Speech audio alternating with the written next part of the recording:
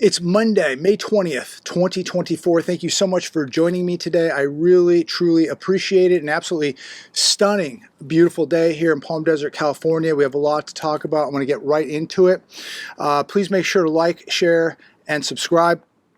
But I printed out some articles today. I was watching a few shows last night and a few things I just want to talk about. Really nothing in order. Feel free to comment on any of this. There is a term going around called house hacking. Have you heard of this term? I mean, so many of these terms out there now. This one's called house hacking. Finding ways to generate income from your home. This is where we're at now today in the United States, that people are house hacking. And this means taking in roommates, doing short-term rentals with your bedrooms. You may be renting a bedroom out to two people. You may be renting half your house out to a family. This is now called house hacking. I shot videos of this years ago where I would drive by homes with 5 cars in the driveway, people living in the garage, another form of house hacking, people remodeling their garages so that they can rent their garages out as living quarters. So it's really an amazing time here with what is happening in housing, the U.S. economy. People are now having to house hack in order to make their mortgage payments, in order to pay their bills. And we're going to see a lot more of this. But what do you think about this? People renting half their homes to strangers, to families, renting bedrooms out. Renting, this has been going on for a while. Most of you know this, but people would rent out bedrooms doing Airbnbs. I don't know. I just would never feel comfortable having strangers, people I don't know, even in my house. I mean, it's hard enough to even have people over that spending time at your house. To me, the home is just kind of a place where you're just private, your downtime, where you don't want to be bothered. It's kind of a retreat, right? And now you have all these people in your house. This is certainly not the America I grew up in, where people were renting out bedrooms to strangers and newcomers and God knows who. And I mean, this is survival mode for a lot of people now in order not to lose their homes. The hedge today. Visualizing America's average retirement savings by age. This is quite startling. Today I'm watching Fox Business. Somebody was on there reminding all of us just how strong the consumer is. Well, under the age of 35, the median retirement savings for somebody under 35 years old is $19,000. 35 to 44, it's $45,000. 45 to 54, it's $115,000. The median average for people 55 to 64 is $185,000. 65 to 74, $200,000. The overall median retirement savings for Americans stands at $87,000. A mere $87,000. Most people, looking at these numbers, let's just take, for example, people who are 45 to 54, they have $115,000 median average in retirement. I guarantee you, they have more than $115,000 in debt. They have auto payments. They have house payments. They have credit card payments. They may even have student loan payments. And another thing that we're seeing that's very disturbing too is some of these older people are putting out for their kids to buy homes. They're signing on the dotted line. They're signing mortgages in order for their kids to be able to own a home. Very, very dangerous. You have adults, parents paying for college tuition, taking on debt for their children, and you have parents buying homes for their kids, not in cash. They're pulling out mortgages for their kids. So student loan debt, mortgage payments on homes. A lot of these older people, between the age groups of 45 to say, 65, they're putting themselves in real serious jeopardy here. But think about these numbers: 35 to 44, $45,000 saved up; 45 to 54, $115,000 saved up. I guarantee you, these people have way more debt than they have in retirement. How long is $100,000 going to last somebody retired? Please comment down below on this. I think that these numbers are very, very concerning, especially when you look at how much debt the average person is carrying right now between mortgages, rent, credit cards, auto debt, health insurance. They're loaded with debt. Now, here's a real fascinating article today on The Hedge. Alabama abolishes income taxes on gold and silver. Gold today, as I make this video, $2,430. Silver, $32.05. You are really watching the metals move, and they are warning all of us that something is coming. Governor Kay Ivey last week signed a bill that removes all income taxes on capital gains from the sale of gold and silver, enabling the state to take an important step forward to reinforcing sound money principles. God bless Kay Ivey. Fantastic. Alabama joins a growing number of states prioritizing the protection of citizens against the effects of inflation, currency debasement, and mounting federal debt. This is good news. This is finally some good news to report today. We need to see more of this. We need to see more sound money. And, to me, gold and silver, that's part of my retirement. This is why I buy this stuff. I buy it, I put it away. I don't think about it for years and years and years because it's part of my retirement. Be extremely diversified. If you need some help purchasing gold and silver, just go to my link down below, SD Bullion. You can call them. They'll help you out with any of your needs. I've been dealing with them for over 6.5 years now. Nothing but good things to say. One of the best, if not the best. I believe they are the best precious metals company. Otherwise, I would not be saying this about them, and I wouldn't be dealing with them for 6.5 years. SD Bullion, link down below. King World News, silver seeing historic upside breakout above $32 as gold nears $24.50. But take a look at this. Good article. If you get a couple minutes, check this article out in King World News. Somebody asked me today, as we're talking about gold and silver, should I buy some gold today? I said, why not? If you believe that we're going to have higher debt here in America, which we're 34.5 trillion and climbing, if you believe in more inflation, which we're seeing more and more inflation, more uncertainty across the globe. If you believe the dollar is going to continue to lose value, if you believe we're going to see more wars across the globe, maybe you should buy some gold. Don't worry if there's a bit of a pullback. We're going to see pullbacks. It's not going to go, nothing goes up in a straight line, right? Gold and silver is not going to go up in a straight line. You're going to see pullbacks. You're going to see volatility here and there. But look, it's going higher because of all this. And they're going to go much higher for another big reason, because they're probably two of the most undervalued assets on planet Earth, especially silver. They're completely undervalued right now. Nothing has even busted loose yet. And look at what's happening to these two assets right now. So look, if you don't have any, if you're on the fence, I'm not giving you any financial advice, but I would get some, because in my humble opinion, it's going up. Yes, it will pull back. Yes, it will go up. But I do believe by the end of this year, gold and silver both are going to be more than they are today. Next year, I believe they'll be even more expensive than they are today. Here's another good article today coming from The Hedge titled, Goldman's Commentary on Consumer Health is an Ominous One. Goldman analyst Bonnie Herzog noted, we see indicators the U.S. consumer is proving more stretched than previously anticipated as inflation combined with lower payrolls and an uptick in unemployment, elevated gas prices, and high interest rates continue to eat into spending power and consumer confidence. Probably another reason you should probably own some gold and silver. Just saying.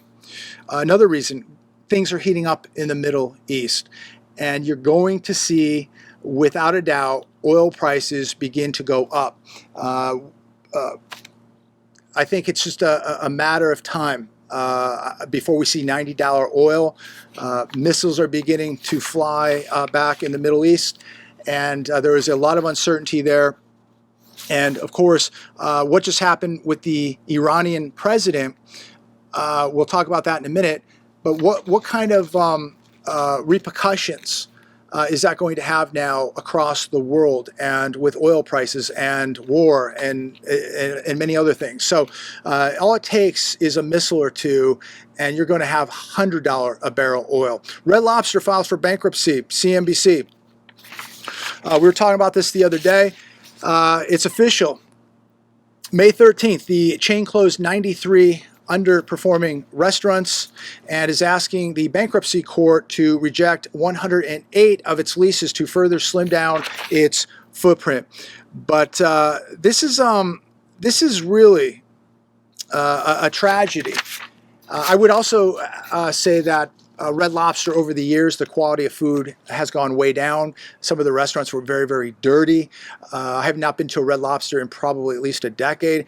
The one that we have out here in Palm Desert, I've heard nothing but negative reviews on the food.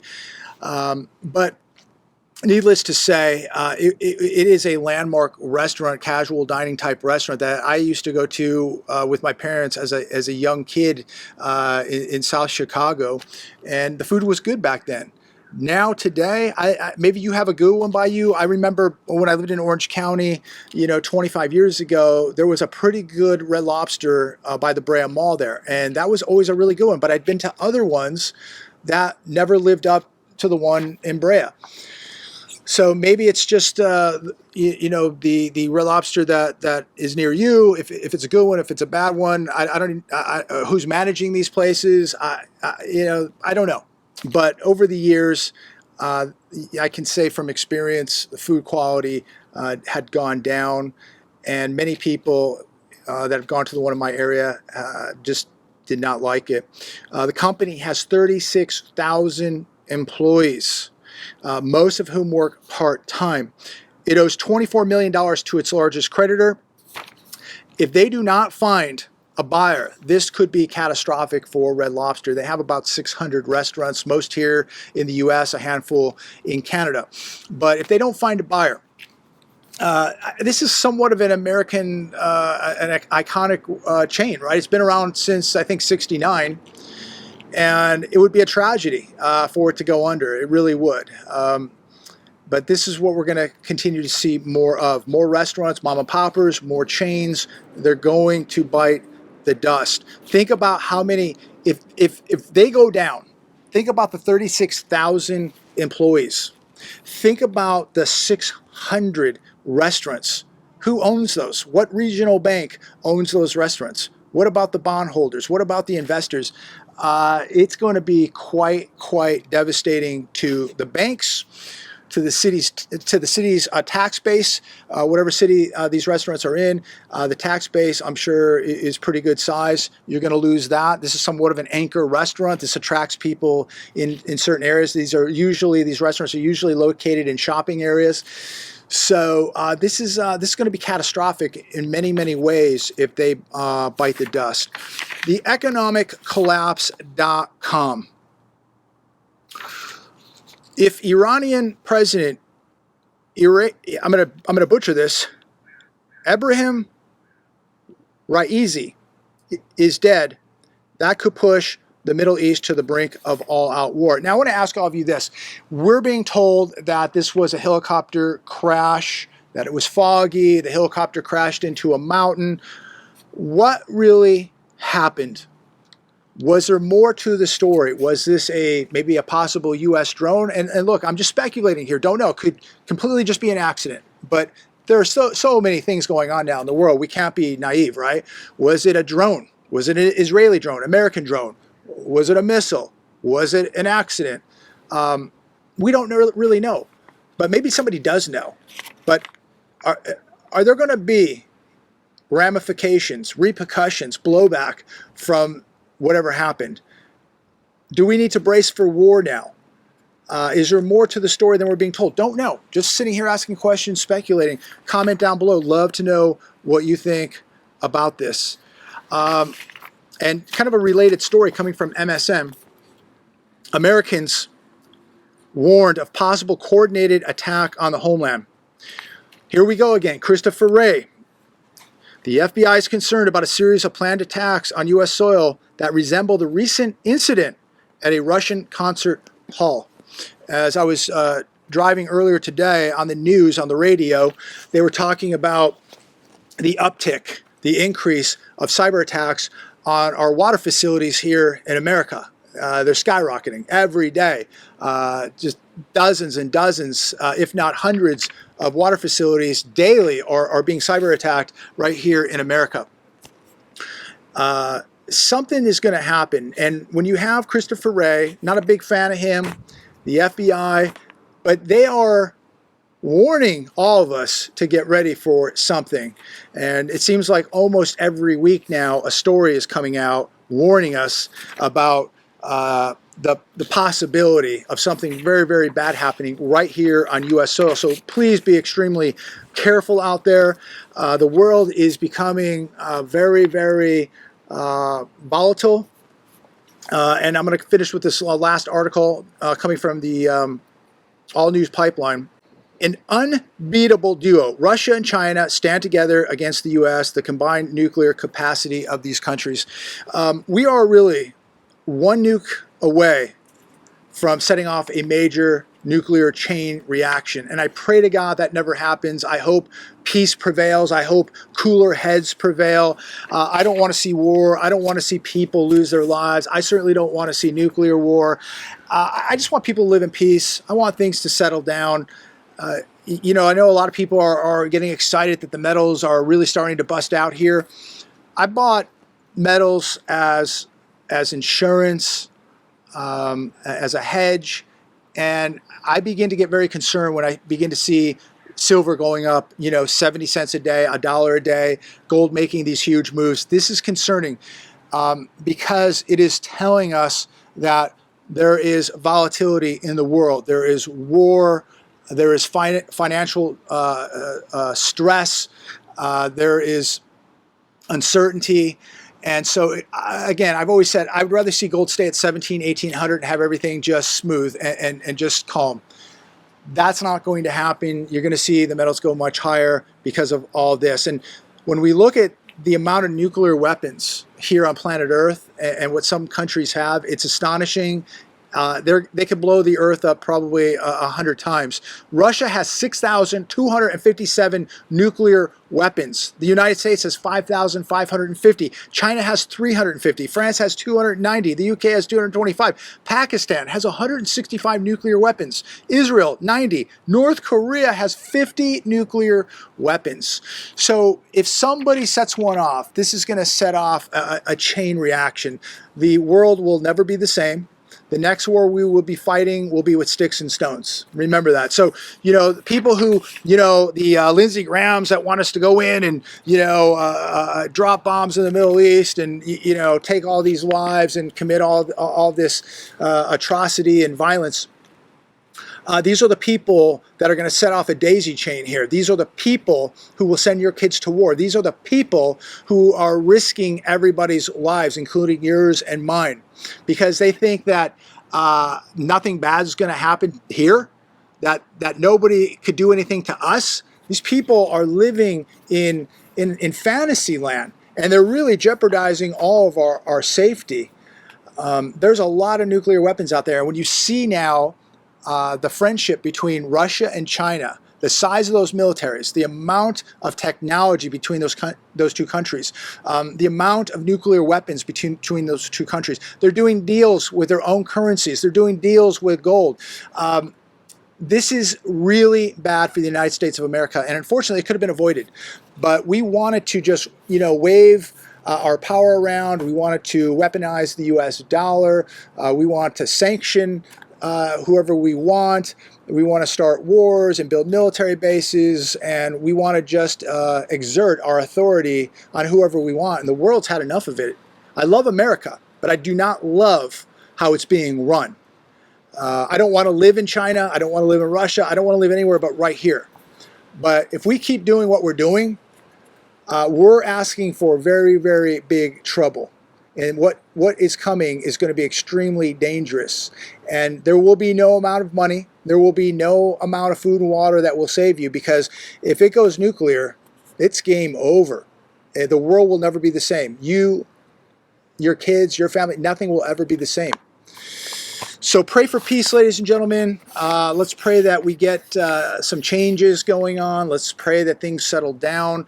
Unfortunately, I don't think they're going to. But I think right now what we're going to see is we're going to see major things happening economically, because I think China and Russia, most of the world know, the BRICS nations know that they're not going to have to drop a bomb. They're not going to need a military. They're going to do this all economically. They're going to do it with new currencies, new financial systems. They're going to do it with new trading partners. They're going to do it economically.